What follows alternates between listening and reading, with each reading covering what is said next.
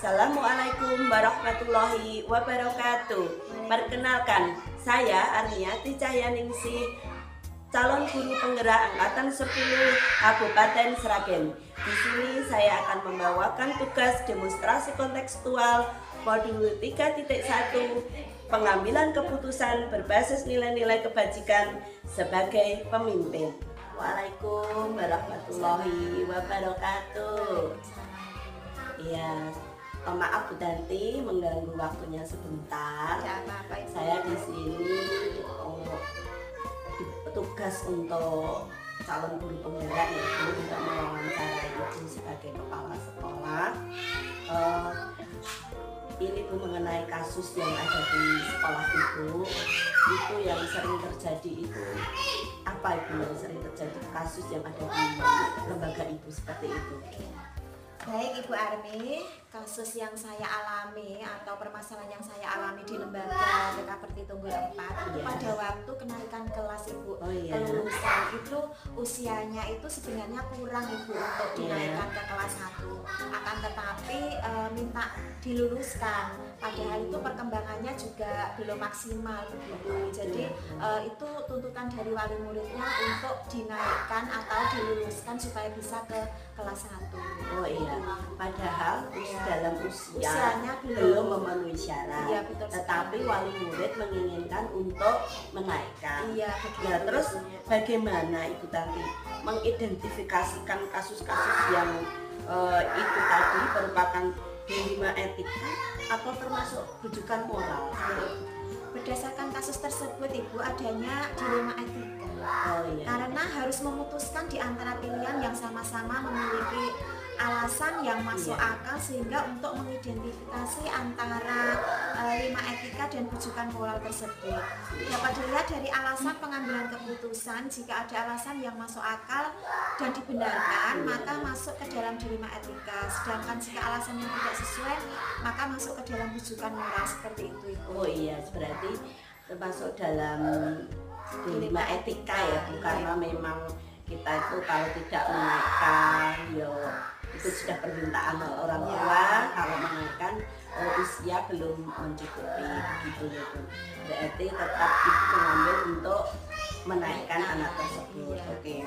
Terus dalam menjalankan pengambilan keputusan di sini di sekolah jenengan itu, terutama pada kasus-kasus di mana ada dua kepentingan yang sama-sama benar atau sama-sama mengambil kebajikan, itu bagaimana dalam mengambil keputusan tersebut? Begini Ibu, dalam mengambil keputusan itu saya musyawarahkan dengan guru saya, kemudian dengan wali murid juga, bagaimana cara pengambilan keputusan yang tepat dan bijaksana agar sama-sama hasilnya baik dan untuk kepentingan murid tersebut begitu. Oh iya, karena memang terkait dengan murid itu, berarti tidak perkembangan anak tersebut juga. Tidak terlepas dari wali murid juga dilibatkan dalam pengambilan musyawarah. Bagus sekali Ibu Tanti. Dan apa strategi apa yang Ibu Tanti tempuh dalam pengambilan keputusan tersebut? Langkah atau prosedur yang biasa dilakukan adalah mengajak guru Ibu. Saya mengajak berdiskusi dengan guru saya untuk memecahkan sebuah masalah tersebut. Bagaimana agar murid tersebut sebenarnya ingin kita pertahankan Ibu, akan tetapi karena permintaan wali murid dan itu juga sebuah tantangan juga nih Ibu, dilema juga.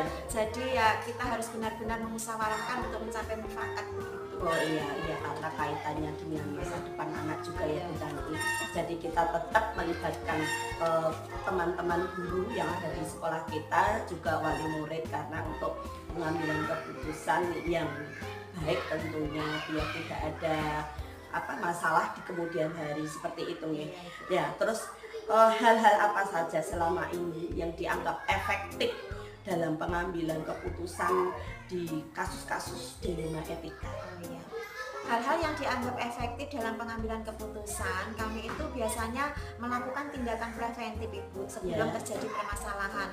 Misalnya kita itu memberikan penyuluhan, kita menasihati juga ya Bu dalam kasus ini, menasihati, memberikan penyuluhan seperti sosialisasi tentang perkembangan anak, usia anak begitu ke wali murid. Akan tetapi wali murid tetap bersikukuh nggih ingin menaikkan atau meluluskan anak tersebut. Oh iya, berarti Bu Sutanti itu memberikan sosialisasi kepada wali murid, tetapi wali murid tetap berpendirian seperti itu. Oke, jadi apa saja yang selama ini merupakan tantangan-tantangan untuk pengambilan keputusan tersebut?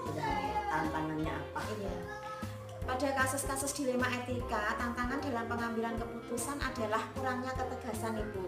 Kalau saya ingin tegas, tidak boleh lulus, begitu saya merasa bersalah juga ya Bu ya, karena itu juga bukan anak kandung saya, saya di sini hanya sekedar mendidik dan memberikan penyuluhan, nasihat, akan tetapi berbalik lagi tanggung jawab sepenuhnya kembali ke orang tua gitu.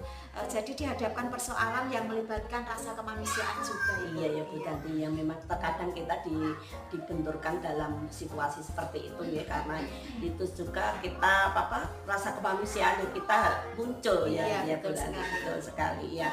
Iya, terus ketika sebuah tatkala ada jadwal tertentu dalam sebuah pengawasan kasus ya, kalau mahasiswa apakah Anda langsung menyelesaikan di tempat atau memiliki jadwal tertentu untuk menyelesaikan kasus-kasus tersebut? Apa prosedur-prosedur seperti apa yang Ibu jalankan selama ini jika menghadapi kasus ya permasalahan anak?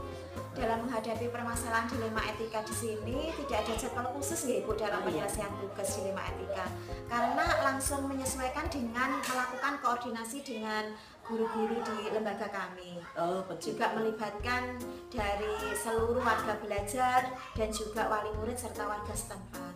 Oh iya, berarti langsung ya, tidak ada jadwal tertentu untuk membahas tentang ini. Iya, karena memang permasalahan setiap hari muncul ya Bu Tanti. Berarti kita ya langsung ketika bisa menyelesaikan permasalahan tersebut. Iya, bagus sekali Bu Tanti.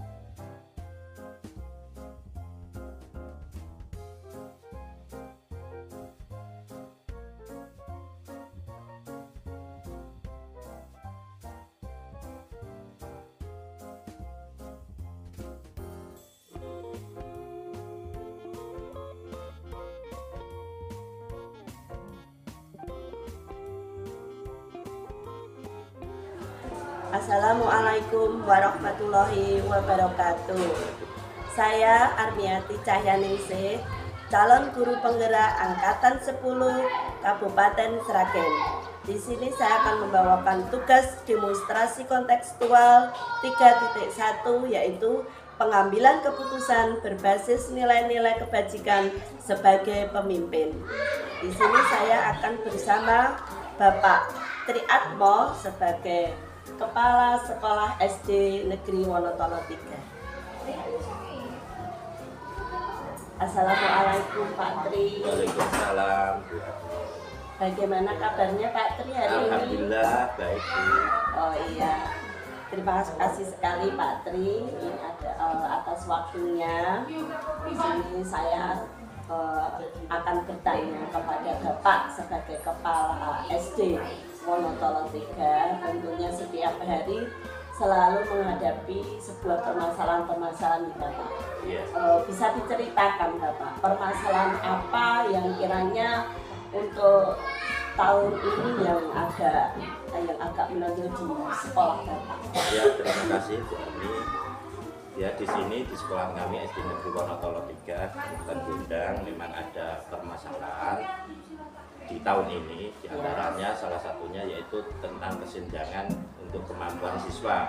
Memang ada salah satu atau sebagian siswa di sekolah kami, ada beberapa itu yang nilainya di bawah KKM seperti itu, dan tuntutan dari masyarakat memang dari wali murid itu mengharapkan untuk naik kelas, padahal di sekolah kami di bawah KKM memang kan harusnya tuntas dulu di atas KKM, makanya di sekolah kami diadakan remedi supaya tuntas, supaya naik kelas seperti itu. Oh iya, berarti ada anak yang nilainya di bawah KKM tetapi harus dinaikkan kelasnya Pak. Iya. Berarti bagaimana cara untuk mengambil langkah-langkah tersebut Pak?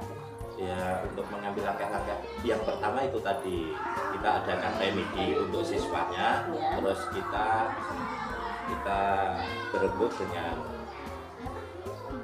warga, maksudnya guru yang lain untuk menaikkan siswa tersebut seperti itu. Oh iya.